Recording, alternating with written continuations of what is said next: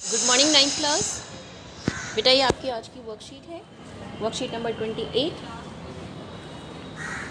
आज हमने संविधान निर्माण के बारे में हम पढ़ रहे थे। संविधान निर्माण में सबसे पहले हमने जो पढ़ना है वो पढ़ना है भारत का संविधान जो है उसकी उद्देशिका। जो उसका सबसे पहला पेज है संविधान का, उसमें उसकी उद्देशिका लिखी है और ये जो उद्देशिका है ये पूरे संविधान का सार बताती है। इसका एक एक शब्द बहुत इम्पॉर्टेंट है, एक एक शब्द का मीनिंग आपने समझना है।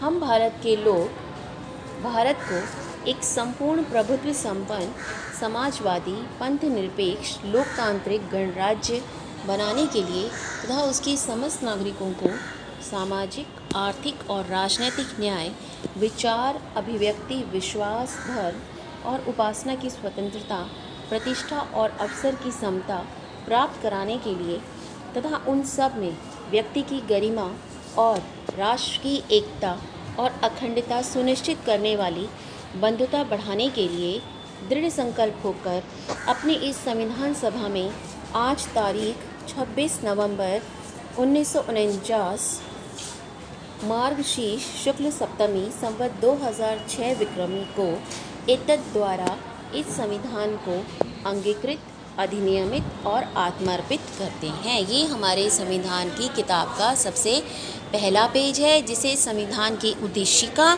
या संविधान की प्रस्तावना कहते हैं। अब हम इसका एक एक जो शब्द है उसका अर्थ भी हमने समझना है।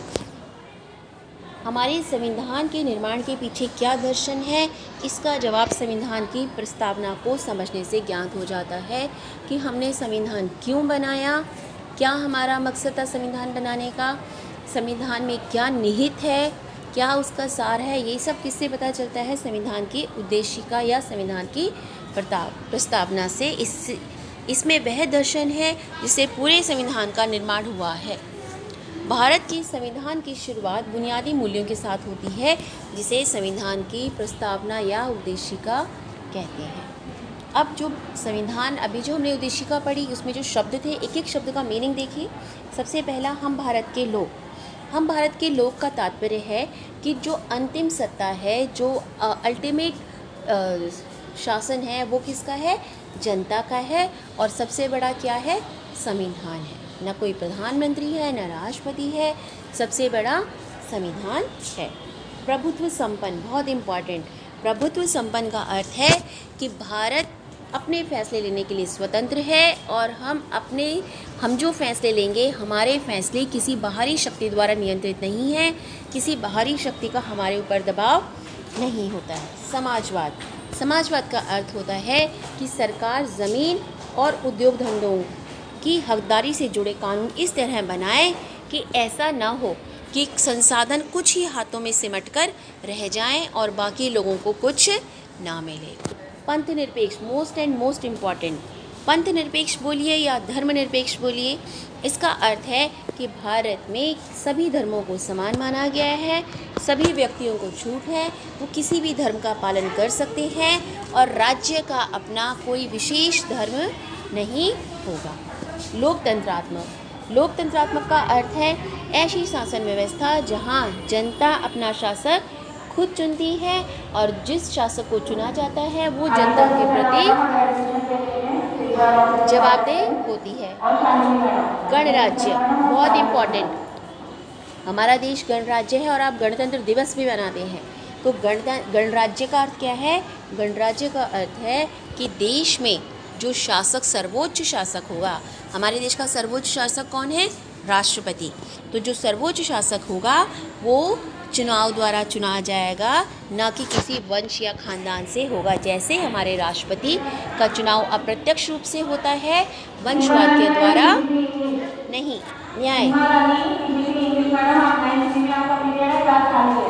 किसी भी नागरिक के साथ जाति, धर्म, लिंग आदि के आधार पर कोई भेदभाव नहीं किया जाएगा। स्वतंत्रता, देश के नागरिकों को अपने विचारों को अभिव्यक्त करने की पूरी स्वतंत्रता है। समता, देश में कानून के समक्ष सभी नागरिक समान हैं, चाहे वो किसी भी जाति, धर्म और लिंग के हों।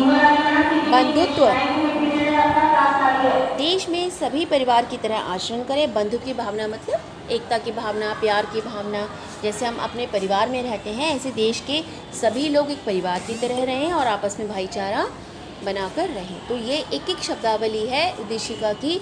ध्यान से सभी बच्चों ने इसको समझना है। क्वेश्चंस देखिए, संविधान की प्रस्तावना से आप क्या समझते हैं? मैंने अभी आपको समझाया है। लोकतांत्रिक शासन व्यवस्था, ऊपर इसका अर्थ दे रखा है। संविधान में बुनियादी मूल्यों का क्या महत्व है? बुनियादी मूल्यों का ये महत्व है कि इन्हीं मूल्यों के आधार पर पूरे संविधान का निर्माण किया गया है। पंथ निरपेक्ष क्यों कहते हैं? भारत एक पंथ निरपेक्ष राज्य इसलिए है क्योंकि भारत किसी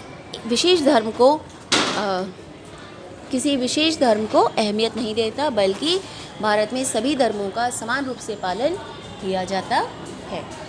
आपके विचार में समानता का अधिकार क्या होता है? बताइए। समानता का अर्थ यही है कि जो देश का कानून है उसकी नज़र में सभी व्यक्ति, चाहे वो गोरा है, काला है, स्त्री है, पुरुष है, सभी व्यक्ति समान होते हैं। ठीक है, तो ये आपकी वर्कशीट है, सभी बच्चे इसको ध्यान से करेंगे।